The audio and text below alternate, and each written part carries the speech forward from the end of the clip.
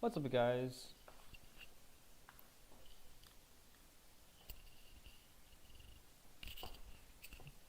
Just checking anything.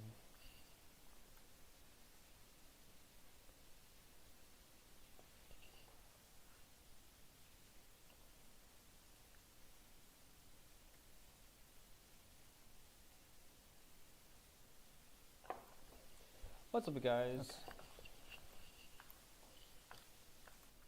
Alright, guys, so welcome back to the Commander Choices. This is part 2. And I'm going to kind of explain it again in case you guys missed part 1. I'll put the part 1 link in the description or to the side or the video. Basically, these are all possible commanders that I've created that could be possible commanders. I know I'm not in the place I normally am, but it's not really relevant. So I'm going to go for each one of these things, and there is quite a few things that are not technically commanders that are come next. There's cards that are they're emblems that you would play at the beginning of the game. So I believe we did this in the last episode, but we're going to go ahead and talk about it anyways.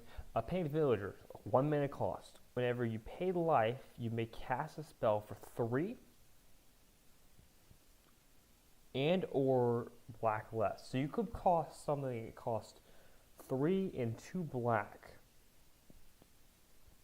for free, which is a pretty huge hit. And also you have the ability to pay 2 life to draw 3 cards, pay 3 life to search your library for a card that with 4 or less mana cost. Now obviously you can't reduce it more than it, so obviously if it costs 1 and 3 black, it would still cost you at least 1.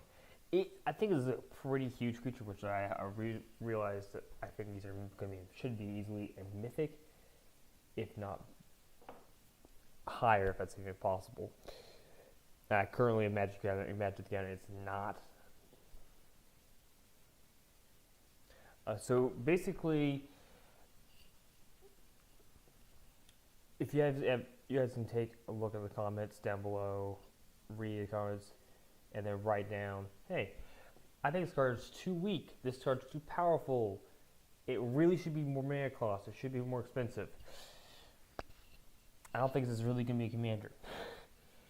But you guys can put those down in the comments down below, and we're going to get this. Now these next couple, I'm pretty sure they're not commanders.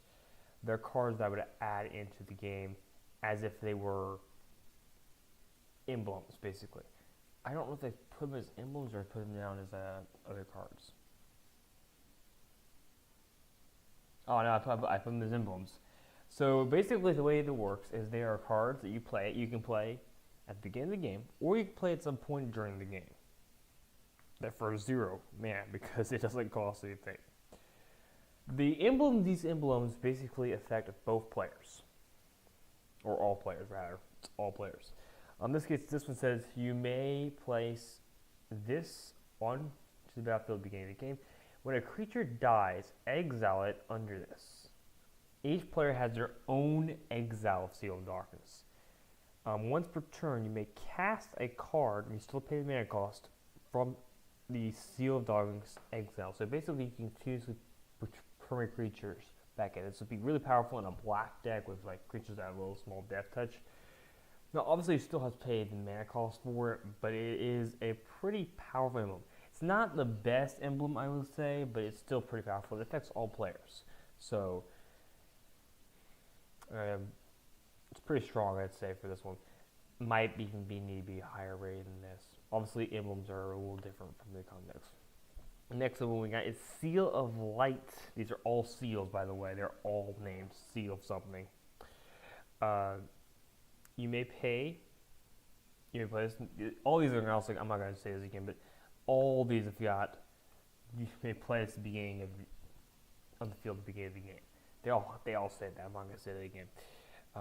You may cast spells using life instead of mana cost. So basically, it's like instead of doing your 10 cost creature, thing that costs normally 10 costs, you can pay 10 life instead, or whatever the amount is, and pay life instead. Now, it hurts you, But the other effect is each player gains life equal to the number of cards in their hand at the start of the turn. So if you have more cards in your hand, more life you gain. So you can basically cast stuff for free, basically, because it is. I think common might be a little bit of an understatement, but the other ones are pretty powerful. So next one we got Seal of Double Fours.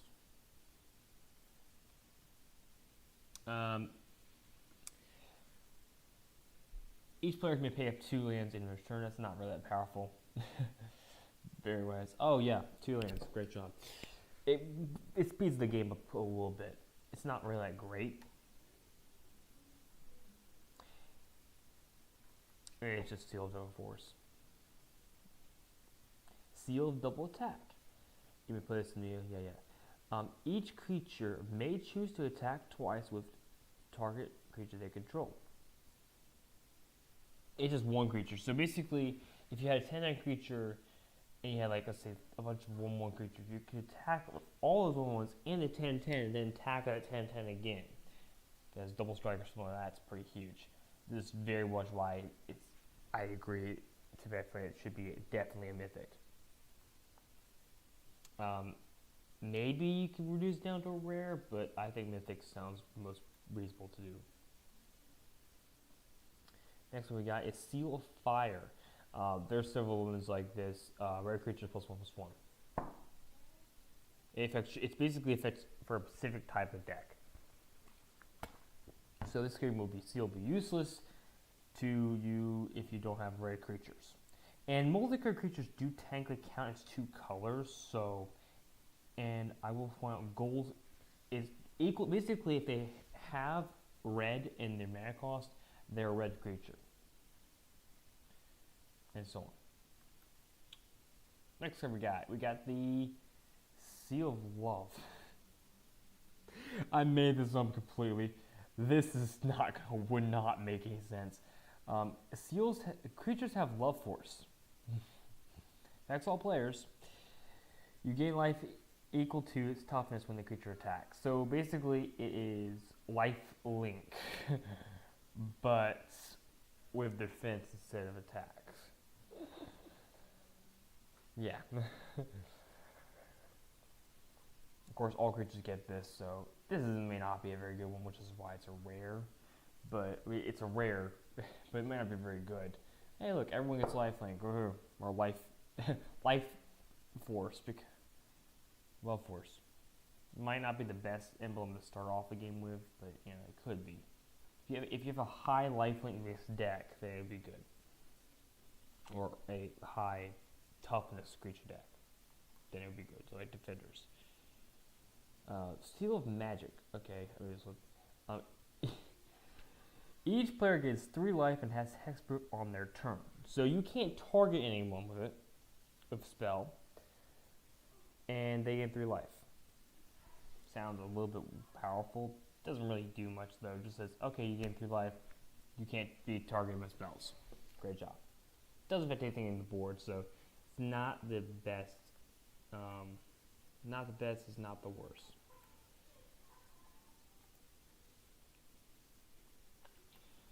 Alright, moving on, we got the Seal of Night Butterflies. Why did I come up with these names? Each player gains 2 colorless if they pay 1 life at the start of this turn. So there is not free. Hey, you want 2 mana? Cool. Pay 1 life. It would be really good in a colorless deck, but it's otherwise it's just kind of weak. Or you can just use it to pay for really expensive. So if you have creatures that are, let's say, 4 or cost, then it's pretty good. Otherwise, it's not really that great. Seal of the Sun was for white creatures. White creatures gets +1/+1. Seal of Water, same thing. Blue creatures. Seal of Snow. I don't know.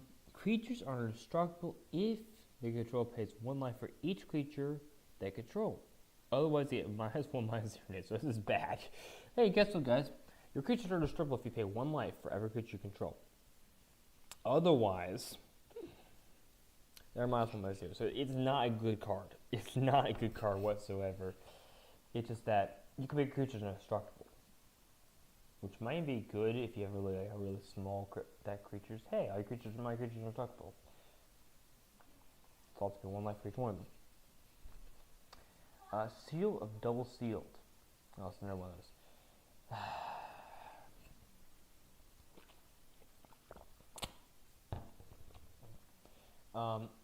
You may place this in the field, yeah. Each player may choose any creature they control and double its toughness. Not great. Not very good. Honestly, this is Mythic. I don't know what I was thinking. Maybe I can see it being an uncommon, but Mythic? I mean, you do double its toughness, so basically you could double something else. It could be good, but not. I don't think it's worth being in Mythic. And you guys tell me what you guys think about that in the comments down below. I think Mythic might be a little bit of an overstretch.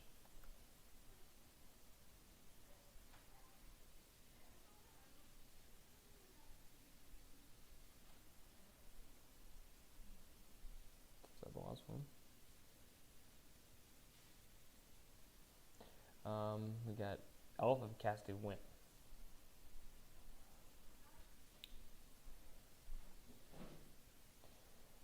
Lands you control tap for double their mana value. Doubles your mana value for all your lands. Pretty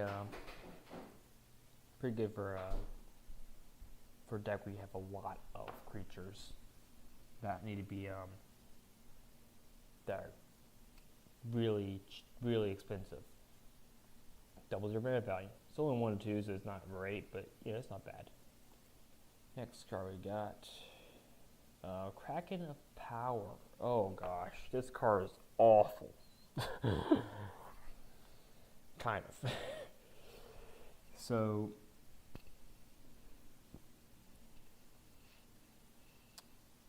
first off, lands don't untap on their untap steps, so you just can't. So basically, if you play something, you can't cast anything with it. It's not good. It's not good whatsoever. Then you have one. You can untap a land that each player controls. Tap one land that each player controls.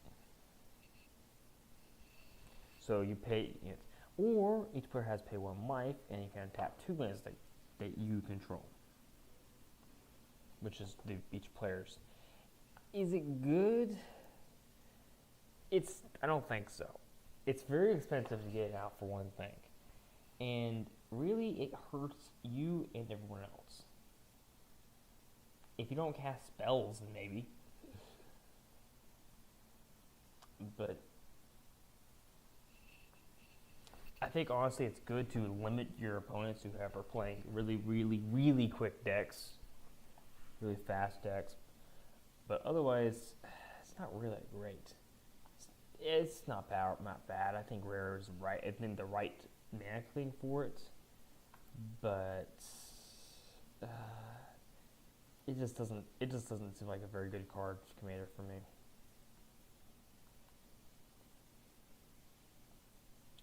Seal of Flying. We have a few more seals to go over.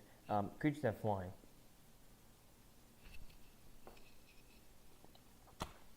Okay, my deck has no flying creatures. It's a blue, or it doesn't have to be blue, but I have a bunch of red creatures. I'll use this. My creatures now have flying. Yeah, they are.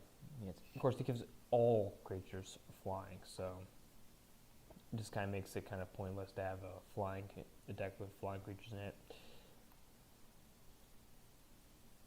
Next we got is Seal of Tokens. Oh gosh. Creature tokens +1/+1. That's really all it does. There's nothing else. A Seal of Leaves. Green creatures are +1/+1. Seal of Life. Each player gains 1 life at the start of their turn. That's not very good. I don't know why it's rare. Hey, each player gains 1 life at the start of their turn. Yay. Maybe it works if you have more than one seal, but otherwise kind of weak. Seal of time. Okay, this is actually really powerful. Each player may skip their turn and gets a time token. A player may sacrifice a time token at the start of their turn. If they do, they take 2 turns. Which is actually ridiculous. Think about this. So it's like I start my turn. We have the seal of time on the field. Okay. Well, I've got this turn in the field. I skip my turn. I don't play in lands or anything like that. The next turn I take 2 turns. It means I can get something out quickly and I can attack you. It's pretty good for if you want to quickly end the game. Otherwise, it's kind of like, well, cool. And you don't have to. It's each player may. It's a may, not. It's not a may. It's not must. Which I should be meaning that the game never end because every player skips his turn. Okay, guys, we're gonna go on forever. We don't get to play anything. No.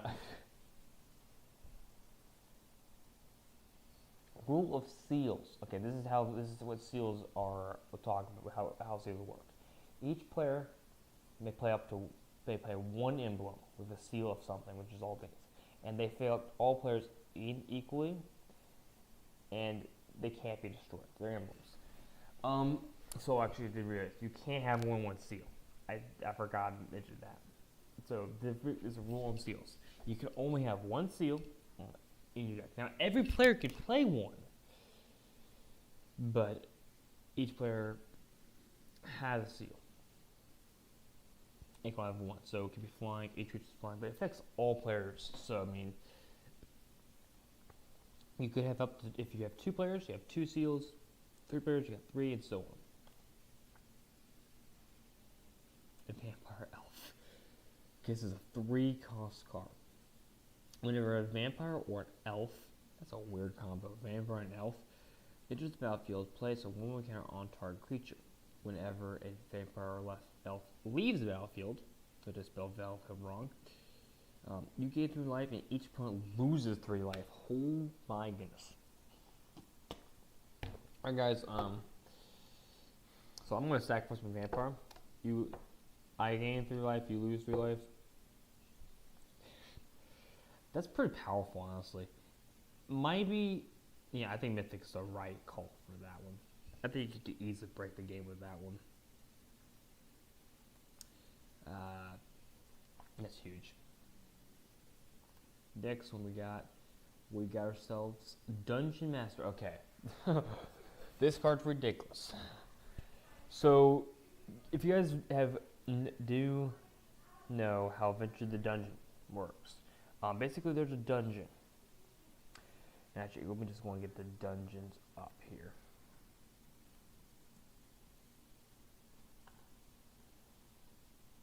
There are 3 of them officially.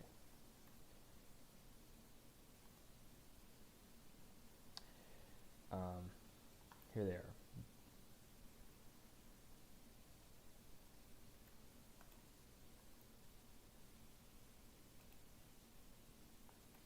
It's kind of hard to see. Let me see if I can zoom in a little bit. Might hurt the thing a little bit, but you have this. You can scry one, and I'll put this also in the comments down below. The link to these. Like you could use each one of these. Now the way a Dungeon Master works, when you venture in the dungeon, instead you may move into any room that is next to the room that you are currently in. You may ignore walls when doing so. You must move. And they can also enter the dungeon for that. So just to explain. So for example, when you first venture into the dungeon, you only have one option because you are in the room. So you start with, let's say you start in the lost mind of, whatever that is. Next turn, you can move to this one or to this one. So nothing really affects the first 2 turns. Then you have the option. So you can go treasure, let's say you go treasure token. You get treasure token on the field. Then, on the next turn, you can choose to go here, here, or here. You have 3 options. Then you also have the option of going here. Now the rules of this card are that you have to move forward. You can't move backwards. You can't do da da da da da da da. No, it's moving forward. There's a wall here, but you can move in either direction. And so you can go like this, this, this. You have to move forward or to the side. You can't just move backwards. So you can go da da da da da da if you wanted to. If you want to do certain things, then you can do that. It's not the best card, which is why I say it's a rare, but it's not bad. It's pretty good for if you are doing for dungeons. And we'll put those in the bottom. Next one we got is the Princess Commander. Oh gosh, this is so much mana. I had to have 5 black mana to cast this. But it's pretty powerful. It's uncommon. It's common. Uncommon. When a creature attacks, choose one. Attacking creatures get +1/+0. You lose 1 life. That's together. Or other creatures you control gain Death Touch until their turn. You lose 3 life. Whenever you lose life, you draw a card. Is it good? I would say, yeah, probably not really. It's not really that great for that. But it's not bad. It's expensive. It's really expensive for it. So maybe it should be a much lower mana cost. Maybe we should get rid of the 2 black ones and just make it 3. But you know, it could win you the game. And your creatures do get Death Touch, so you basically destroy the creature. It's like if it doesn't block, they just do a bunch of damage. If you you get the point. It's ridiculous. It's a pretty good card. It's not the best card, which is why I think it's uncommon. I could see it maybe being a rare. Now you might ask, why is it not common? And you might not do that. Commanders are always uncommon or better, with the exception of a few creatures. There are like 3, I think, in the end that are legendary creatures that are common, but they don't really count in my opinion. They're just there. They give you extra mana for a commander. All right, moving on to the next card. We got White Tiger. It's Flying and Vigilance for some reason, and creature you control gain flying into turn that costs 5. No wonder it's a legendary creature. And I can see why it's an uncommon. It doesn't really do much for you. It's not bad. Not bad, it's not great. Dungeon of Fire and Dragon on I did not get that right. Dragon and Fire and Ice. It's mythic. There's a good reason for it, I think. It's Flying Vigilance Haste. Wow, really? So pay 9 mana. It attacks for 3. That's really sad. But then it has 2 special abilities. Either you already have enough to do this. Exile target card from your hand. Draw 3 cards. So you can draw 3 cards. Cool. Or you can do the red one. Each target opponent reveals an exile card from the hand. Each player loses life equal to the converted mana cost.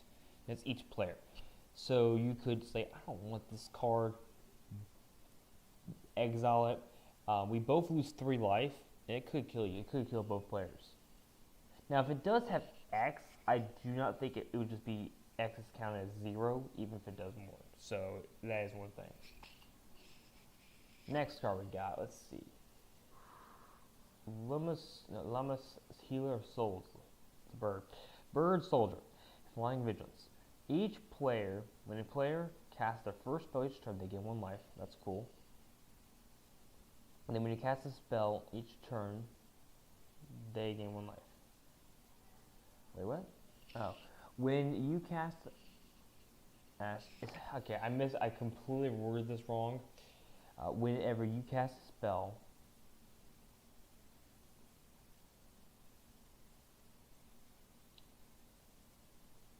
Whenever you cast a spell on this turn, and they gain life equal to the mana cost. I worded this completely wrong, but basically it's you pay 1, whenever you cast a spell, you gain 1 life, you gain life equal to its mana cost instead. It's weird. My bad for that. White dog. Cute dog, isn't it? Okay. I added a new thing. Do this constant. Control. So the way these creatures work, I think the first 5 of them are all 1 cost. So you have the option as another player to pay control. To play the control cost. If you do, you gain control of that creature. Then if someone else wants to do it, they can do it as well. So it's a cheap creature. But anyone can gain control of it. Now this one says if whenever a samurai or a dog attacks a lone white dog's caster and white dog's controller gain 3 life. So if I control it, I gain 6 life. But if another person controls it, I gain 3, and then you gain 3. And that's how the card works. Control is a weird effect. Basically, you can take control of it if you're not the player. I think we have a few more of these. Robot dog. Robot dog. Same thing as it has control. Pay 5. Anyone can take control of it. Do until another player pays the control cost. Now, of course, if you don't have a blue way of doing blue, you can't take control of it. But like, if you have like treasures or some sort of artifacts that does give you 1 mana of a color, you can't do it. When a robot or samurai or dog attacks alone, each player draws a card. Cool.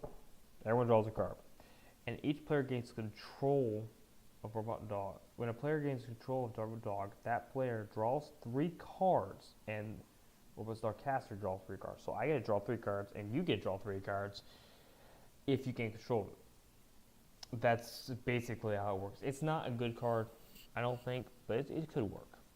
That's why it's 1 cost, I think. Samurai Protector. It's a green. It's a samurai dog. Same thing. As someone has control, it's defender. When a samurai or dog attacks alone, Samurai Protector's controller and its other controller places a 1/1 counter on 2 creatures they control. It's creature, it's not creature. So you get to pick buff up your creatures whenever a creature attacks on its dog. It's a good dog to have a dog deck, and it's also good to have a samurai deck. Let's see, what's next? Sure, we're getting to the end here. I'm probably going to go a little bit later for this video. I was going to start at 10 o'clock for this, but I had to move forward a little bit. So we'll do that one a little bit later. Red Samurai Dog. Oh, look, she's Samurai. It also has control. Whenever it attacks alone, Red Samurai Dog, it deals 1 damage to any target. So destroy something. Then you can also pay 3 damage, deal damage to each player who does not control or didn't cast Red Samurai Dog. So basically, here's the thing. You can't be targeted because if you cast it, you can't be dealt damage. That is why I don't know what's a mythic, to be honest. I mean, I guess if you paid, more of it, you could get control of it. That's huge. Because you can't. I guess you can't be targeted by. You can't be targeted by that spell and gain 3 damage. But that does 3 damage to each player that doesn't control it currently. And you can't do it. So actually, it's a pretty decent card. Mythic might be a little of an overshot. Legendary Samurai Dog. Okay. This is a weird card. First, you have to pay 5 to control it, which means basically no one's ever going to get control of it because most people don't have 5-color decks. But whenever it dies, is exiled or is destroyed, place it in the command zone and place all samurai dogs onto the battlefield. Okay, this card is ridiculous because what happens is you have those cards. You have all the samurai dogs we've seen, all the dogs we've seen so far, onto the field when you do it. That's one way you can do it. It's huge. I think there's a black one too. Or it might not be a black one. It might just be those. Alright, but that's it. Echidna the Gym Lords. Okay. Gyms are a new thing as well. You pay 3, tap it, get a gym token, which add 1 minute of any color to your mana pool. It's just treasure tokens, really, because we don't sacrifice them.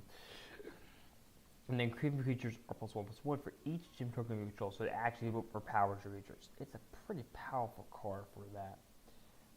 It's a legendary creature. Other than that, and gym is a specific type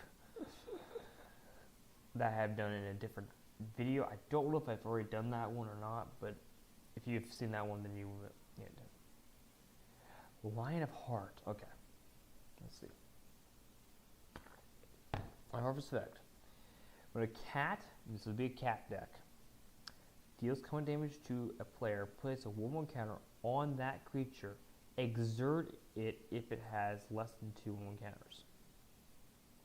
And exerting is when you tap it and it doesn't untap your next turn.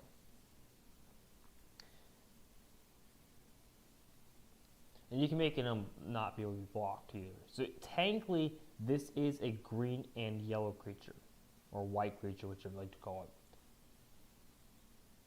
It's not a great creature, but it's not a bad creature. Next card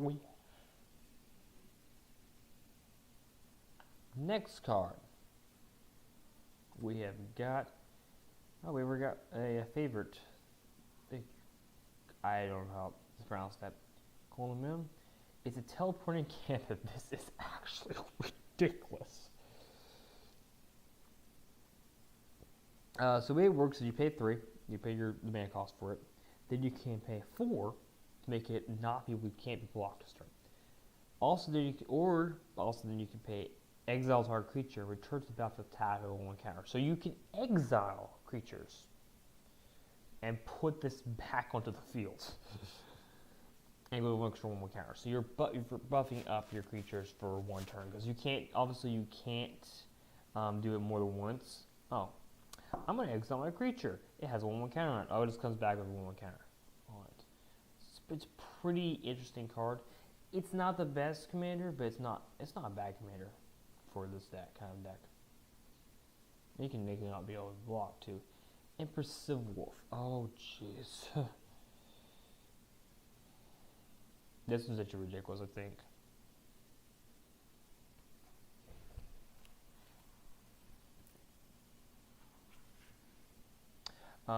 Wolves have +3/+3 and trample. And this has trample indestructible.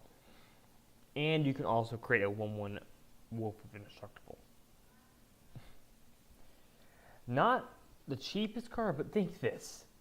A 4-cost card that gives all your creatures +2/+3 and trample, and that includes this one, by the way. So basically, it's not a 5/6 creature. It's an 8/9 creature with trample and indestructible. I think you're gonna have to find a new hobby for this one because this is definitely a legendary, or say mythic. Legendary in my format, but whatever. Next card we've got is the Gym Lion. It's a cat. Whenever you gain life, create 3 1/1 cats with lifelink, and other cats are +1/+1, and it has lifelink. Oh my gosh. Anyone have an idea where that one came from? I will give you a hint. It's one of the Johnnies that gave me the idea from this one. Yes, definitely mythic. Oh yeah, and they have lifelink. Oh my gosh.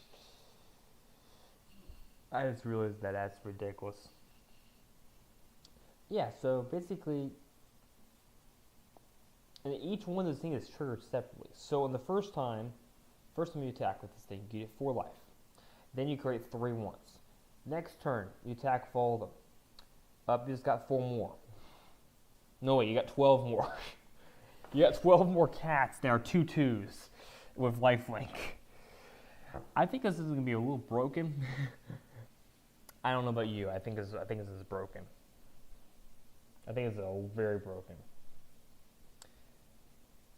Commander 2. Okay, so these, I think we're getting to the end of these. There are 3 cards. There are some moves. Each of these commanders does something else. I'm going to have to go find the Commander 1. I don't know where it is in the list. If you would draw a card, instead you may cast that card for 3 instead of its mana cost. So you can pay stuff for really cheap, really quickly. Then you can pay 3 if you pay overdraw for Commander 1 and Commander 2. You meld them into Commander of Choices. We'll talk about Commander Choices a little bit. Commander Choices, so melding is basically you put 2 cards together and it has Shrine itself. I don't know. I'll see if I can find Commander 1 if it's not already found. Oh, here's Commander Choices. So this is what happens if you meld them. It's a human god, 12/12, immune to spells and traps. Oh, abilities. That's not traps. This includes targets and board wipes. So this card is basically immune to everything, to those abilities. So it can't be exiled because that's a target, and it can't be destroyed with a card because that is also a board wipe, which is not counted. You can also pay 2 to search your deck for deck and or graveyard. That's point for. That's what the. Or exile. Place it. It's basically for a. Okay, I misread this card. It's search your deck for and or graveyard for a legendary creature and place it onto the battlefield. It gains haste until end of turn. Yeah.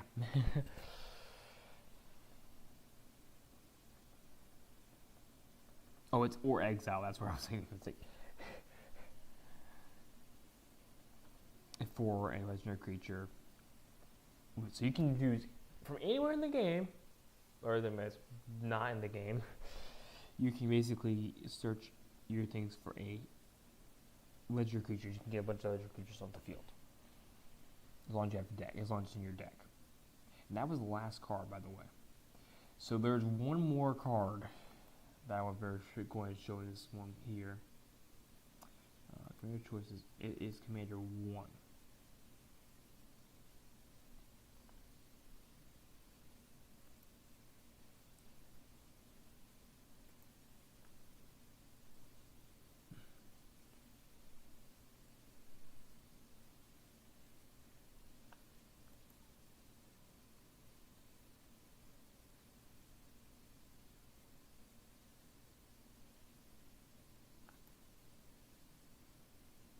I've shown these other ones in other videos. Let's see, Commander 2. I don't see Commander 1.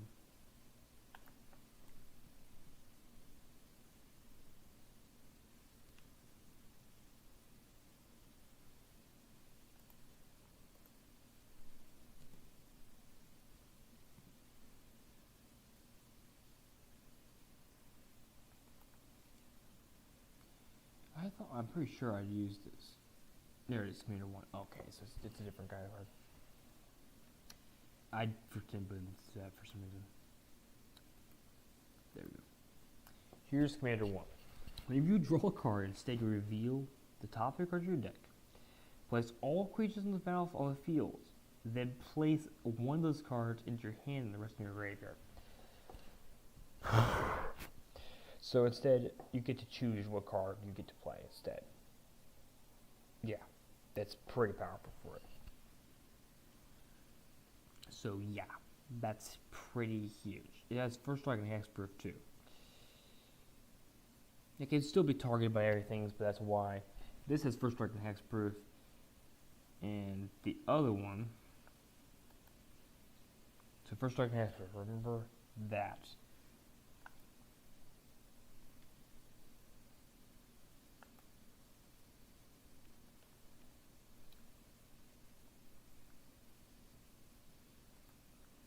Because when you meld, and then Commander 2, you know how Commander 2 worked. Once I get to it, has Shroud. When you add them together, what do you get? Immune to spells, spells and traps, and spells and abilities. Yeah, and Flying Vision's Taste. And you can search them for any of the cards that are in the set here that I've made. You can't. You search for using this ability, with the exception of the seals. You can't search for that. And that is pretty much it. So what do you guys think of all of those cards? You guys let me know in the comments down below. It's a lot shorter than the other one was. I'll put a link down there after I've uploaded, after this goes live here. Sorry, live, but I'll put a link to the dungeons. And yes, thank you guys for watching. I'm going to I'm going to stream again probably around 11:45. That would be Wizard 101, the Balance School, and I'll see you guys then.